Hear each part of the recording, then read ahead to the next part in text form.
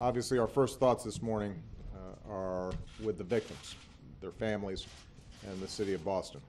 We know that two explosions gravely wounded dozens of Americans and took the lives of others, including an 8-year-old boy. This was a heinous and cowardly act, and given what we now know about what took place, the FBI is investigating it as an act of terrorism. Anytime bombs are used to target innocent civilians, it is an act of terror. What we don't yet know, however, is who carried out this attack or why, whether it was planned and executed by a terrorist organization, foreign or domestic, or was the act of a malevolent individual. That's what we don't yet know, and clearly we're at the beginning of our investigation.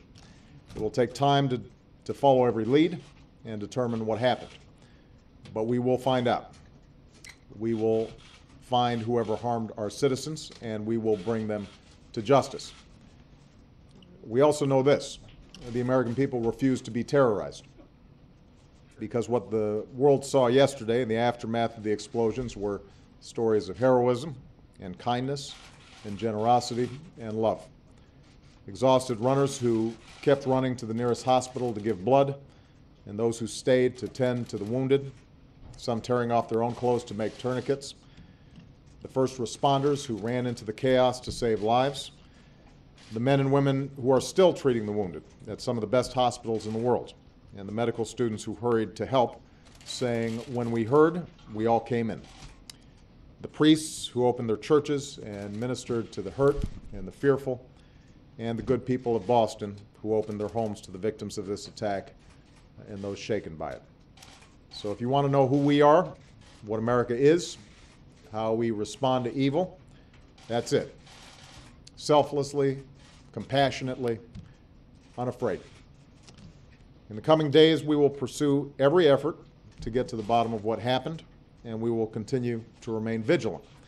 I've directed my administration to take appropriate security measures to protect the American people, and this is a good time for all of us to remember that we all have a part to play in alerting authorities. If you see something suspicious, speak up. I have extraordinary confidence in the men and women of the FBI, the Boston Police Department, and the other agencies that responded so heroically and effectively in the aftermath of yesterday's events. I'm very grateful for the leadership of Governor Patrick and Mayor Menino, and I know that even as we protect our people and aggressively pursue this investigation, the people of Boston will continue to respond in the same proud and heroic way that they have thus far. And their fellow Americans will be right there with them. Thank you very much.